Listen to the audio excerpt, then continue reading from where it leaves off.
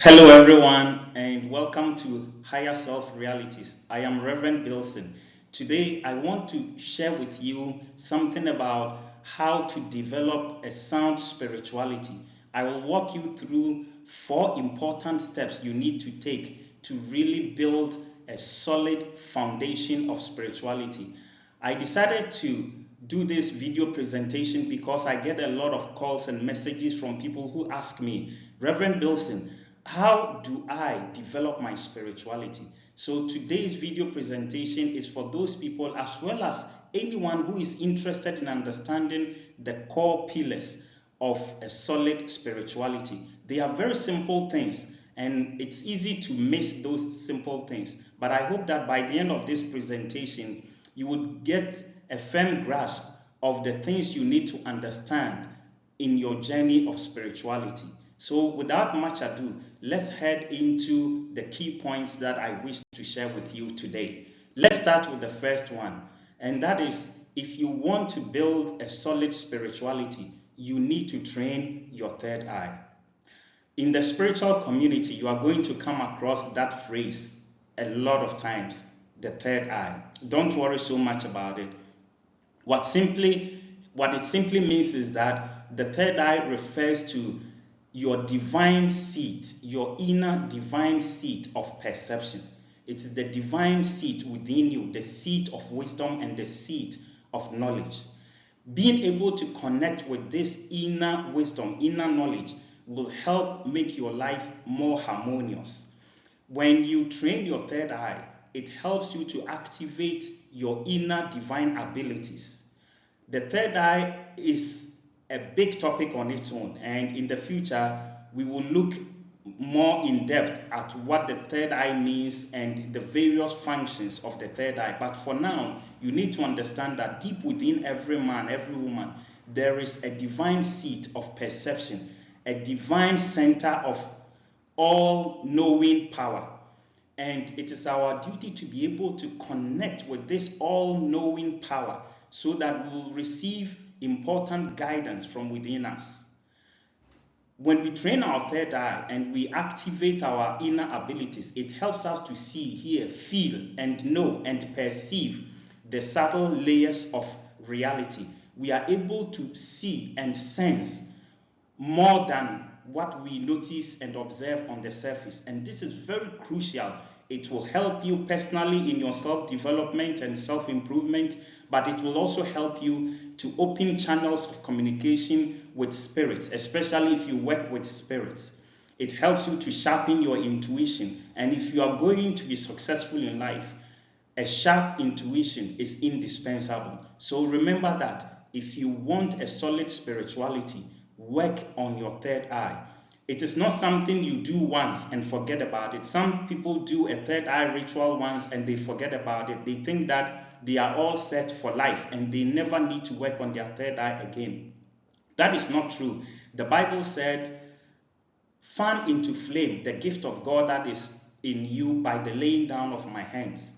There is a divine flame in us and it needs constant fanning. That divine flame is your third eye, the seat, the divine seat of knowledge within you. You need to constantly work on it so that you stay sharp and you stay on top of things. Now let's look at number 2. You need to tune up your energy centers if you want to build a solid and sound spirituality. You need to tune up your energy centers. We are beings of energy. Everything in the universe, in the cosmos, is energy. So we are energetic beings. That is who we are. But as we go about our normal duties in life, sometimes our experiences, our emotions can be negative, or we can go through periods of times where our frame of mind brings us to low vibrations of life. When that happens, these energy channels within us can get blocked. They can get out of balance. You remember that the Bible talks about rivers of living water flowing within us. A river needs a clear channel to flow freely. In the Bible, that river refers to the Holy Spirit. So there are divine energy channels within every man, within every woman. In the spiritual community, you come across this word, the chakras. and the aura and the meridians. In Christianity, link or connect it to what I just mentioned about the rivers of living water. We were supposed to be clear channels for the flow of divine water to nourish us, to strengthen us, to replenish us, to rejuvenate us. But sometimes, like I said, due to negative emotional states, traumatic events, or some unpleasant experiences in life, or the stresses of life, our energy channels usually get blocked. They can get dirty, and we need from time to time to clear these channels, to balance our channels, and to unblock any blockages. Okay, ideally, I will recommend that you clear up or tune up your energy centers 3 months, every 3 months. That is 4 times in a year. At a minimum, try to do this twice a year. That is once every 6 months. But ideally, every 3 months, get your energy centers tuned up if you want to stay sharp in your spiritual journey. This is so crucial. These things I'm covering with you are the foundations of a healthy spirituality. You don't want to skip these steps. Okay? Keep your energy channels healthy. And when your energy channels are healthy, there is greater synchronicity that you will experience in your life. Now let's look at the third point. The third point here is, I will encourage you to step outside and stay and remain outside the box. When we come into this world, we are put into boxes. Okay? We are put into boxes of ideas and beliefs that are not our own. The people who raise us may not mean harm. They may not intend evil. But then, most of the times, we grow up not being able to think for ourselves. Religion, for example, immediately tells us a lot of things and doesn't give us the opportunity to explore freely, to think freely, and to arrive at our own conclusions. What happens is that we grow up living in boxes, and we become very comfortable in these little boxes of ideas and beliefs and opinions that are not ours, that were just imposed on us from the outside by society, by culture, and by religion. And so we grow up with a dogmatic life, and we become used to one-way thinking.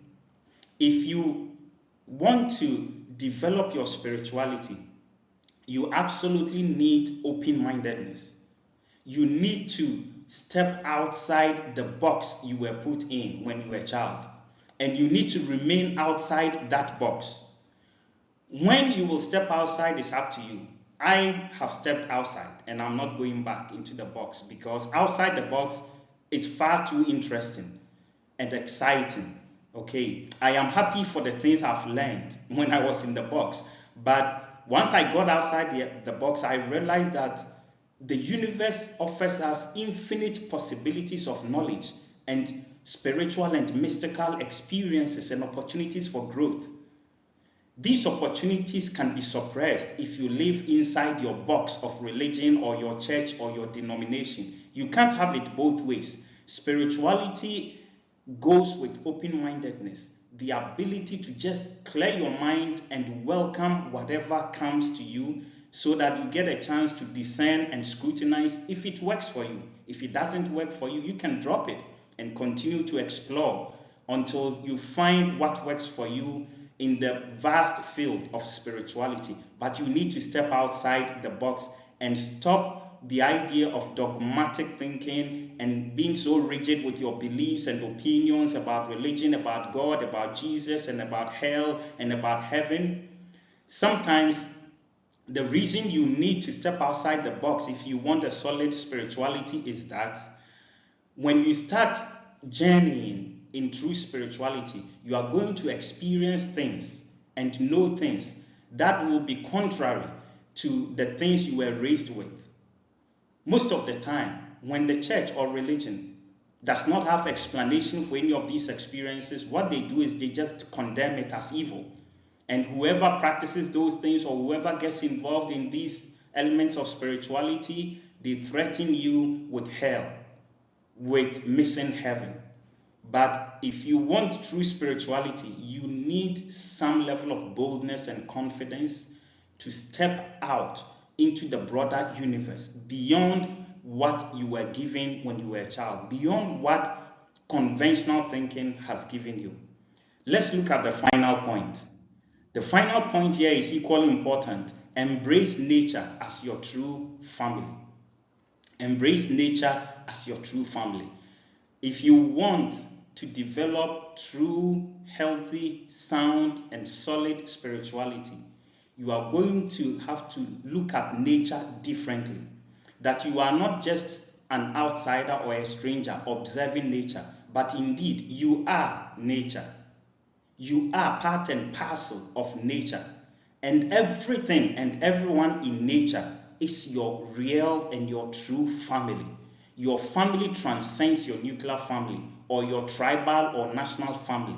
The whole universe is your family, and at some point in your journey, you will need to be comfortable knowing that the universe is your home and to feel at home in the universe. So you need to embrace your cosmic family. This includes earth, air, fire, water, animals, plants, stars, planets, and the spirits. And to come to a place of oneness, realizing that we all, and when I say we, I refer to all things and all peoples, visible and invisible. We are all one, the one thing in the one. The one here refers to God, or you might call it the universe, or nature, or universal consciousness. As the Bible says in Acts chapter 17, verse 28, Paul said, in him, that is referring to God, in him we live and move and have our being. The we in this passage refers to everyone and everything included. The we in that passage is not referring to just Christians or people who believe in Christianity. It refers to all things. It says, in him we live and move and have our being. And so we are one family. Developing this consciousness of universal family, and that you being part of this universal family, is a crucial part of your foundation for a healthy spirituality. I will bring this video presentation to an end. Each of the 4 points I've discussed with you are big topics in themselves, and as we continue to grow together on this channel, I will find time to tackle them individually and explore them in depth. But for now, I hope that you've really learned something that you can use, that can benefit you in your journey of spirituality. I wish you well. And until next time, this is Reverend Bilson saying goodbye. By the way, if you have not subscribed, make sure you do. Call your friends, relatives, and share this message with them. Comment, let us know your thoughts about these points I've discussed with you, and let other people know about this channel so that together we can raise the vibration and the knowledge and enlightenment of humanity. Until next time, stay blessed and bye for now.